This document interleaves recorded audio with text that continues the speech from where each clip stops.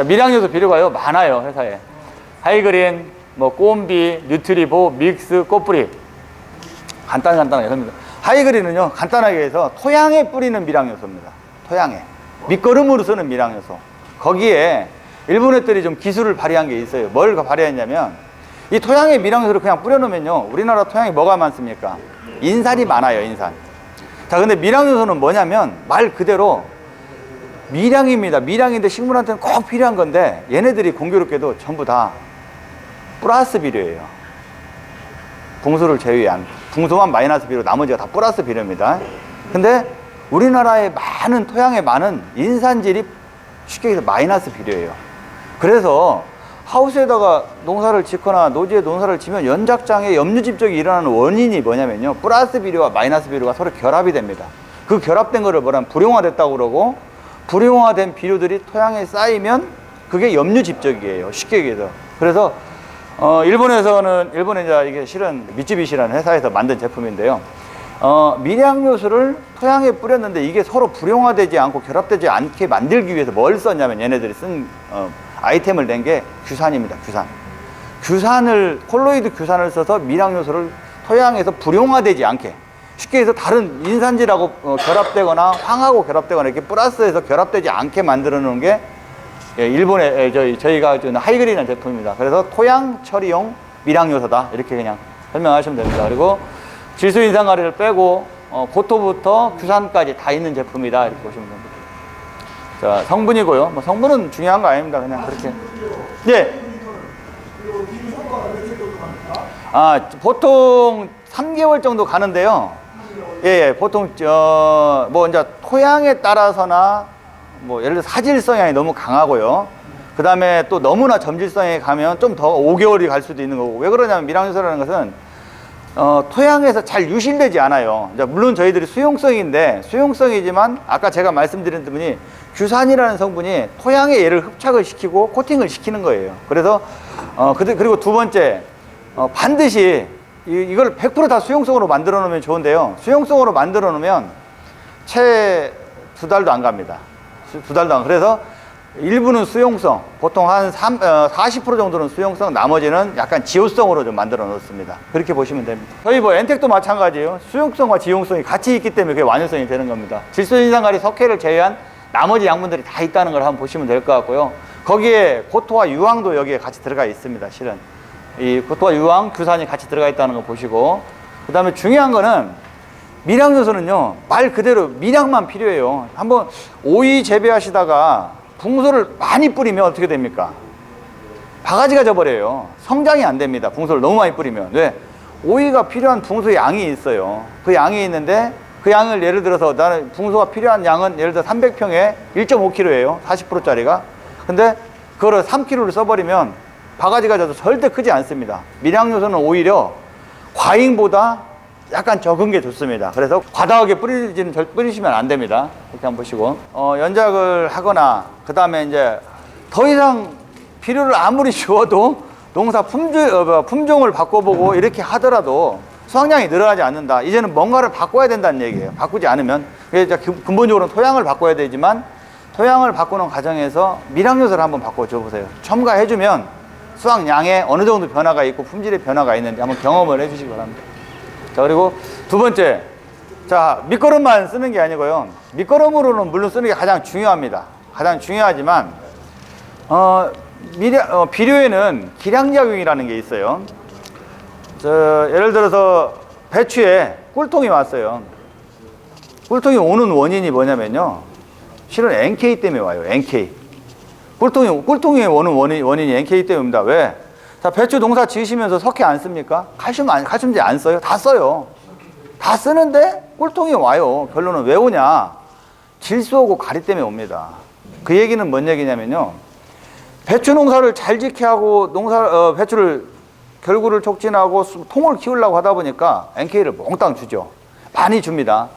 자, 그런데 공교롭게도 질소하고 가리에 의해서 석회를 못 먹게 밀어냅니다.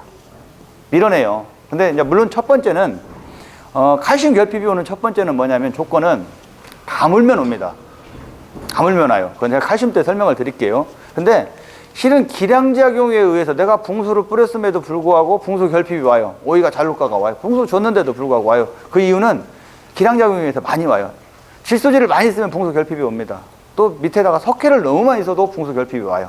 그게 양분의 기량작용 내지는 상호작용이에요. 근데 고토를 많이 쓰면 인산 흡수가 잘 돼요. 거꾸로 질소 흡수도 잘 됩니다. 고토를 많이 쓰면. 그래서 토양에 오이가 제가 뭐 그런 얘기를, 고이가 발근을 좀 시켜야 되고 생육을 좀 촉진시켜야 할 때 일부러 발근제에다 고토를 섞어 씁니다. 그러면 고토가 인산도 끌어올리고 그 다음에 다른 비료도 끌어올리는 역할들이 있어요. 그래서 발근도 잘 되고 생육도 정전이 되는 역할이 있습니다. 그게 상조작용이에요. 서로 도와주는 작용. 근데 반대로 질소를 많이 쓰면 석회 결핍이나 붕소 결핍이 올 수 있고, 가리를 많이 써도 석회 결핍이 오고, 이런 게, 이게 기량작용이 있습니다. 그런 기량작용에 의해서, 그 다음에 고온, 온도, 석회, 칼슘 같은 경우는 지온이 14도 이상 떨어지면 흡수가 잘 안 돼요. 근데 질소지는 지온이 5도만 돼도 흡수가 어느 정도 됩니다. 질소지는. 양분마다 지온의 온도에 의한 영향이 있어요. 자, 근데 이제 반대로, 예를 들어 온도가 32도, 33도 여기까지는 버텨주지만 34도 이상 올라가면 식물은 광합성을 해서 양분을 만드는 것보다 호흡으로 뱉어내는 양이 더 많아요. 그러다 보니까 어떤 기온에 의해서 양분의 결핍이 나옵니다. 온도나 그 다음에 기량작용, 다른 양분을 많이 써서 이런 결핍이 와요. 그런 때 순간적으로 나타나는 것들을 결핍을 해소하기 위한 것이 실은 연면살포예요. 연면살포로 한 일주일, 많게는 열흘 정도를 보강을 해주면 얘가 그 순간적으로 결핍이 왔던 거를 막아주는 비료.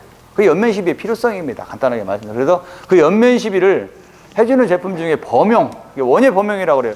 아, 이게 내가 붕수결핍인지, 뭐 철결핍인지, 망감결핍인지 알 수가 없어요. 그러니까 그냥 여기다가 이 꼼비라는 제품 하나에다가 쉽게 해서 밀양요소를 다 때려 넣습니다.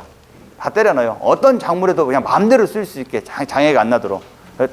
범용으로 쓸 수 있게 만들어 놓는 게 꼼비라는 밀양요소 제품입니다. 그래서 거기에서도 이제 원투가 있어요.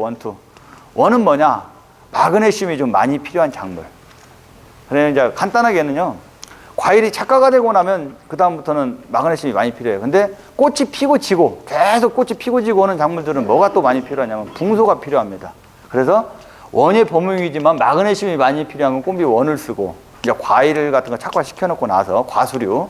근데 반대로 꽃이 계속 피고 고추, 오이 이런 것들은 붕소가 좀 많이 필요하기 때문에 풀을 쓰고 이렇습니다. 그런 차이를 좀 미묘한 차이가 있는 것 뿐이에요. 그렇게 한번 보시고 제품 설명. 그 다음에 반대로 배추처럼 특이하게 붕소 성분이 굉장히 많이 필요한 성분이에요. 배추는. 그러다 보니까 배추, 무 이런 식물들한테는 붕소를 많이 쓰는 붕소가 필요합니다. 그래서 붕소가 24%나 있죠. 여기는. 그런데 이런 제품들은 엽경 채소류, 쉽게 해서 이런 식물에 많이 쓸 수 있도록 만들어 놓은 제품이 뉴트리 보예요. 보가 이제 보라는 얘기가 영어로 이제 붕소라는 뜻입니다.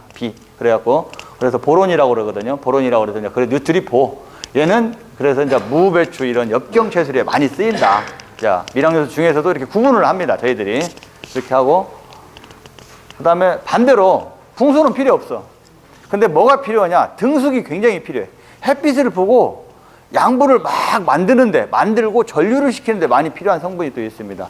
그 성분들이 필요한 것들이 쉽게 해서 망간, 아연, 그 다음에 구리 이런 성분들입니다. 고토까지 포함해서. 이런 성분들은 주로 뭘 하냐? 쉽게 해서 벼가 수정이 딱 되고 나면 그 다음에 써요. 그 다음에 보리 수정되고 나면 쓰고, 콩이나 깨 뭐 이런 것들이 수정이 되고 나면 그다음부터 햇빛을 보고 나서 등수간 양분이 많이 필요해요. 광합성이 많이 필요합니다. 그런 광합성을 잘하게 하고 양분을 이제 쉽게 해서 콩으로, 그다음 깨로, 뭐 벼로 이렇게 보내주기 위한 거예요. 이런 성분들은 곡물 전용이라고 합니다. 믹스라고 그래요. 이런 성분들이 또 필요하고. 그래서 밀양요소에도 알고 보면 다양하게 있어요. 근데 마지막으로 하나 빠진 게 있죠. 뭐가 빠졌습니까? 관주용이 하나 빠졌어요. 관주용. 쉽게 얘기해서 관주를 해준다는 의미는요, 밑거름으로 쓴 양분이 이제 어느 정도 떨어지죠. 어느 정도 떨어지고 나면 연면으로는 제가 아까 뭐라고 했습니까? 일주일, 열흘 많이 가봐야 그 정도밖에 채우지를 못합니다. 그러면 근본적으로 양을 좀 많이 채우려고 하면 이제 관주로 쓰는 거예요. 근데 뭐 관주로 쓰는 양이 또 많이 비싸지는 않습니다. 그게 이게 꽃뿌리라는 제품이에요. 왜 꽃뿌리라고 이름을 지었냐면요, 원래는 독일 이름으로는 마이크로라는 제품인데 꽃뿌리라고 지은 이유가 있습니다. 얘를 관주해주면 자연스럽게 꽃과 뿌리가 좋아져요. 밝은제가 필요 없을 정도로 꽃과 뿌리가 자연스럽게 좋아집니다. 그래서 심하게는 저희가 고추에 얘를 관주를 해보니까 아마 뭐 사진을 보셨는가 모르겠지만 고추잎이 7장까지 늘어나요. 평상시에 고추잎이 그냥 조금 건강하지 않고 보통이다 싶으면 고추잎이 5장이에요. 고추잎, 꽃의 잎, 고추의 꽃잎. 꽃잎 자체가 5장밖에 안 되는데 건강해지면 어떻게 됩니까? 고추잎이 하얘하면서 암술이 툭 튀어나오고 꽃잎 수가 많아져요. 꽃잎 수가 많아집니다. 꽃잎 수가 7장이 되면 고추가 수정이 딱 되고 나면 고추는 크지 말라고 해도 감으로도 지가 알아서 큽니다. 꽃잎 수가 많아지면 다 마찬가지입니다. 오이도 마찬가지로 어떻게 돼요? 암술이 튀어나와야죠. 그리고 오이의 꽃잎 색깔이 선명한 노란색을 떼야 돼요. 그래야만이 건강합니다. 그리고 과자루가 어때야 돼요? 4cm 정도 커져야 되고 약간 하늘을 보고 서야 되고 뭐 이런 것들에 대해서 나타나는데 실은 이 꽃뿌리가 관주를 얻었을 때 그런 역할들을 하게 꽃을 좋게 만들어주는 역할을 한다는 거예요. 그러다 보니까 꽃이 좋으니까 자연스럽게 과일은 크다. 그리고 과일의 수정도 잘 되고 당연히요. 요건 뭡니까? 어깨 빠진 과. 그렇죠? 기형과. 이것도 칼슘 결핍입니다. 잎 테두리, 낙하산 잎이라고 그러죠. 테두리 타는 증상. 그다음에 요 끝 썩은 뼈. 쉽게 해서 이제 곰팡이에 의해서 썩기도 하지만 칼슘 결핍에 의해서 끝이 썩습니다. 오이에. 그다음에 배추의 꿀통. 이거 다 뭡니까? 칼슘이죠.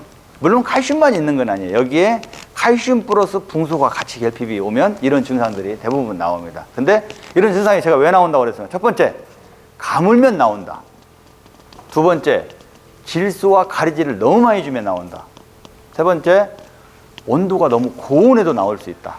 고온에도. 이 세 가지 조건이 가장 충족합니다. 그러면 저희들이 이제 칼슘 중에 캔마거, 루트칼, 뭐 퍼펙트칼, NK칼이 있는데 간단해요. 자, 뭐 오이에는 이제 어깨 빠진 과, 공동과, 그 다음에 뭐 배추는 꼴통 이런 것들이 나타나는데요. 왜 나타나냐? 가장 기본적인 게 아까 제가 말씀드린 때 가물면 나옵니다. 가물면 나오는 그 배추의 꿀통 속이 썩죠. 까맣게 썩어요. 혹시 토마토 보셨습니까? 토마토 썩기 결핍. 배꼽 적은과라고 그러죠. 시커멓게 타요. 배꼽이. 고추 끝 어떻게 나타납니까? 썩기 결핍. 고추 끝에 손 한마디 안쪽으로. 이게 씨 끝털이에요. 한마디로. 고추 씨의 끝털이. 거기가 시커멓게 타죠. 그래갖고 이제 물러지다가 시커매집니다. 시커매지는 역할 중에는 물론 거기가 곰팡이가 형성이 되기 때문에 또 그렇습니다. 근데 재밌는 게 있어요. 식물은, 사람은 세포벽이 없습니다. 그냥 세포하고 세포 그냥 연결이 돼 있는데 식물은 세포와 세포벽이 있어요. 그 사이가 이루어지는 게 칼슘이에요. 근데 그 칼슘만 세포벽을 이루는 게 아니라 세포벽을 이루는 물질 중에 페놀이라는 물질이 같이 있습니다. 근데 페놀하고 칼슘하고 둘이 딱 손잡고 세포벽을 딱 만들어가고 딱 이렇게 버티고 있어요. 근데 칼슘이 결핍이 와버렸어요. 그러면 이 산소, 우리 공기 중에 있는 산소에 의해서 이 페놀이 깔끔하게 타버려요. 그래서 칼슘 결핍이 오면 시커멓게 타고 하는 증상들이 나오는 겁니다. 그 얘기예요. 그래서 이렇게 페놀과 칼슘이 정말 짱짱하게 잘 이루고 있으면 세포벽이 이렇게 강하게 있는 거고요. 얘는 이제 망가진 모습. 이게 이제 독일 뭐 애들이 사진 찍어서 봤는데 실제로는 전자현미경이 찍으면 이렇게 나타난답니다. 식물에 이게 저기 세포벽을 보여드리는 거예요. 그리고 제가 아까 이제 가물면 나타난다고 그랬는데 왜 그러냐? 칼슘은 물에 따라서 이동을 해요. 물에 따라서. 자, 그럼 물이 적게 가는 대로 생각을 한번 해보자고요. 식물은 자, 물에다가 비료 말아갖고 빨아 올린다고 했잖아요. 제가 뭐 그런 얘기 해요. 운동장 한가운데 나무 하나 심은 나무고 중구나무가 하나 있고 옆에 천막이 있어요.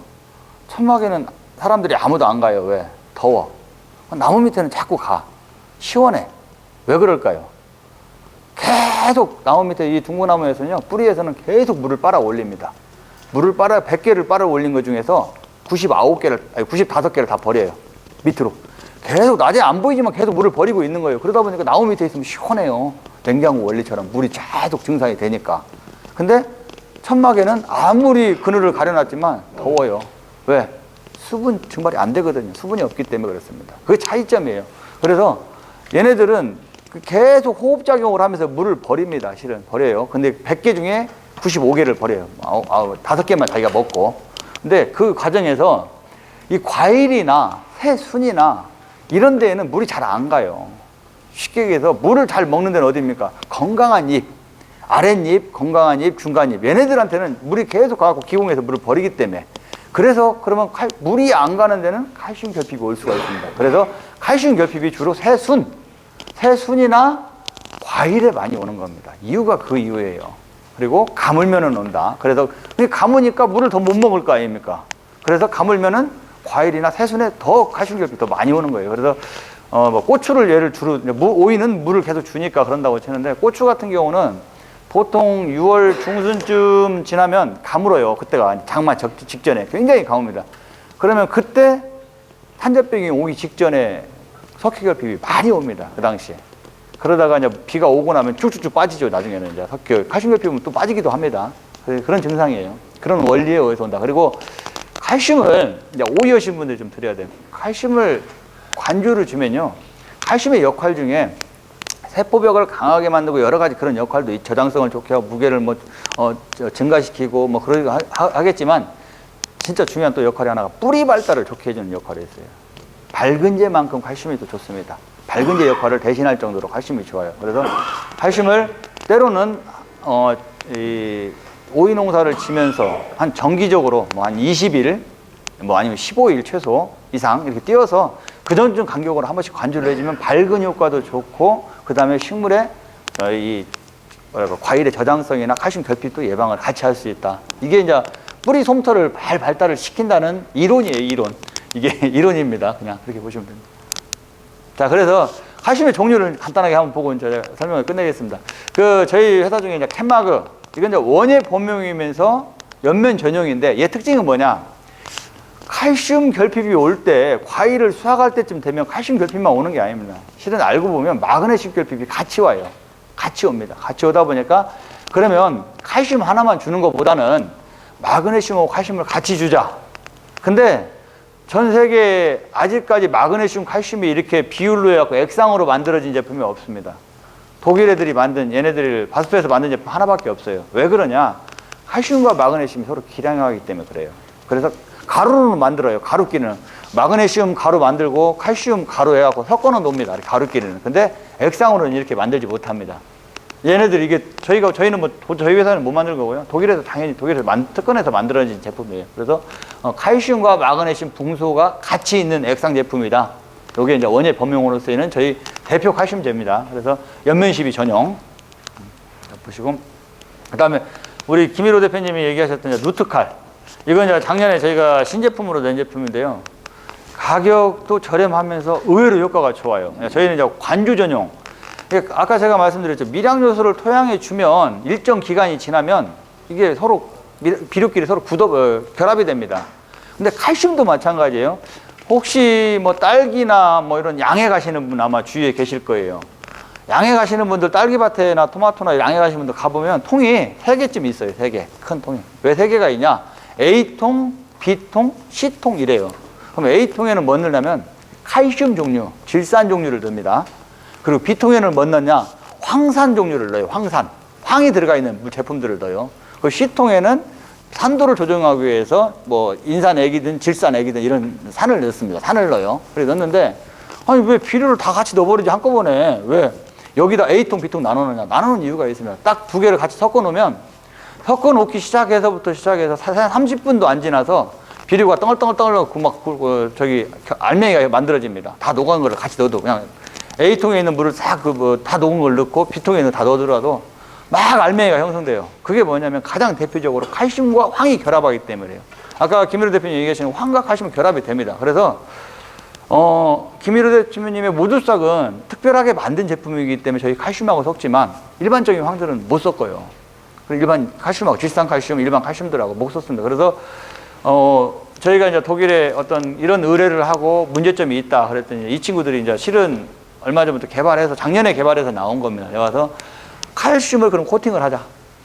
코팅을 해서 우리가 지금까지 뿌리로 주는 관주로 줬을 때 칼슘들이 대부분 흡수가 안 된다고 그래서 대부분 관주로 주지 않았어요, 지금까지. 근데 이제 칼슘을 일반 비료하고 섞어서도 아무 문제, 황하고도 결합이 안 되게끔 만드는 코팅을 시켜놓은 제품이 실은 누트칼입니다. 근데 거기에 이 칼슘만 들어가 있는 게 아니고요. 실은 아미노산, 그다음 미량소도 같이 들어가 있어요. 일부. 미량소는 많지는 않지만 같이 성분이 들어가 있습니다. 여기 보시는 것처럼 뭐 붕소도 0.01%, 뭐 구리, 철, 망간, 아연이 같이 들어가 있고 아미노산이 들어가 있습니다. 그래서 좀 가격 대비 저렴하면서도 굉장히 효과가 좋은 제품이에요. 그래서 저희가 이런 사례가 있었어요. 지금 아마 제가 오신 걸로 아시는데 녹균병이 작년에 안 됐길래 지금 녹균병이 안 됐길래 모두싹만 넣어서도 잘 안 들어요.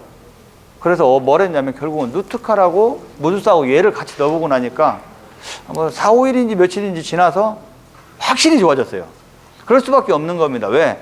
녹균병이 어떻습니까? 녹균병 자체는 뿌리가 안 좋아지고 비료 성분이 잘 흡수를 못하고 온도 편차가 심할 때, 저온일 때 많이 생깁니다. 주로 힘이 떨어질 때 주로 생긴다는 거예요. 근데 얘가 들어가는, 얘는 질소도 있습니다. 질소 성분도 있고 칼슘도 있고 아미노산까지 있다 보니까 모두싹하고 딱 들어갔을 때 바로 그런 효과를 보여준 거예요. 그래서 녹균병 방지할 때 제가 가급적이면 이제 얘하고 같이 쓰라고 말씀드립니다. 다른 것보다 뭐라 그럴까, 3kg가 보통 많이 쓰면 75말, 50말, 그 다음에 관주로는 한 400병 정도 씁니다. 가격도 15,000원 정도 하니까 비싼 것이 아니고, 그래서 가급적이면 제가 이걸 권장을 많이 말씀드려요. 그리고 아까 김 대표님이 얘기하신 것처럼 배추 뿌리옥병, 여기에도 얘를 같이 써요. 여기를 같이 썼을 때 확실히 모두싹의 효과가 좋아집니다. 농약도 마찬가지예요. 농약도 같이 효과가 좋아진다고 보시면 됩니다. 모두싹만 좋아지는 게 아니고. 그래서 어떤 것이든지 관주를 하거나 그럴 때는 한번 저희 누트칼하고 같이 좀 해주시면 좋을 것 같습니다. 얘가 뿌리 밝은 재료도 쓰입니다. 뿌리 밝은 재료도 얘도. 자, 그리고 마지막 하나 남았는데요. NK 칼입니다. 아까 말씀드린 대로 지금까지는 질소와 가리라는 애들은 식물을 성장시키고 그 다음에 숫기를 당기고 어떤 광합성을 증진시키고 이런 역할들을 잘합니다. 하지만 이 가리의 질소에 문제점이 있습니다.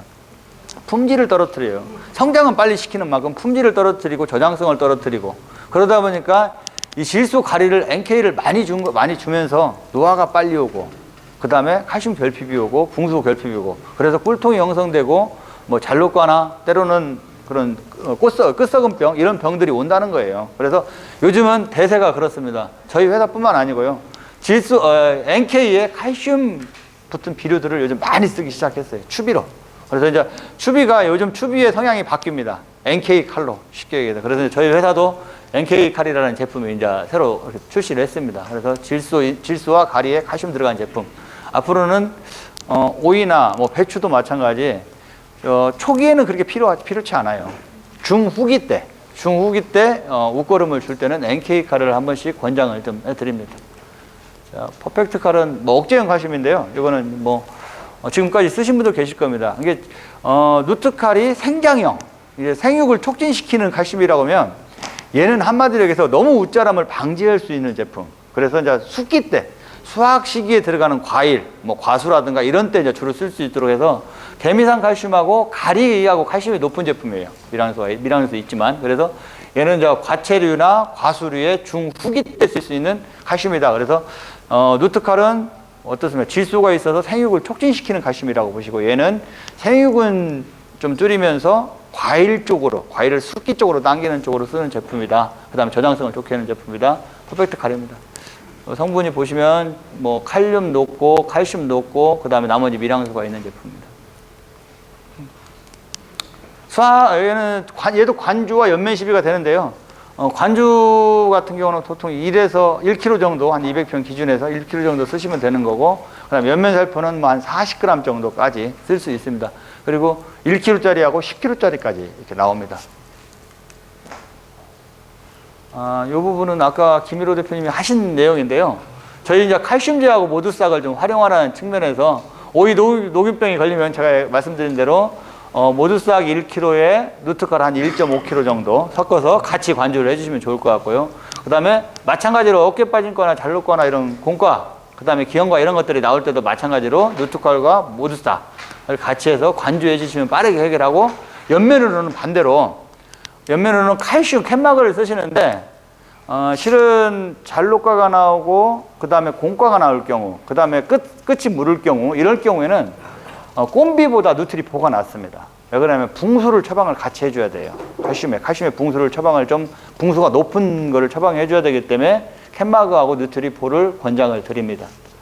보시면 될 것 같고, 그 다음에 배추 쪽으로는 녹균병 마찬가지로 연면시비입니다. 배추는 연면시비 모두스하고 캔마그를 권장을 드리고, 아마 제가 그 메모해 놓은 거에 배추는 있을 겁니다. 이 내용들이 다 들어가 있을 거예요. 배추는 뭐 적지 않으셔도 될 것 같고, 아까 말씀드린 침지 처리하는 방법, 그 다음에 예방으로 할 때는 정식 15일에서 20일 사이에 한번 흠뻑 땅에 이게 뿌리 쪽에 이게 이 혼합한 물이 들어갈 수 있을 정도로 한 번씩 주시는 게 좋습니다. 예방을 하는 방법은 흠뻑 살포하는 방법.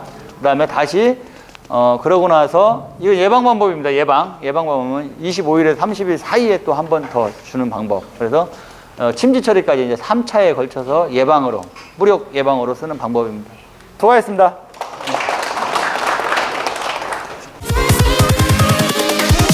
Here we go.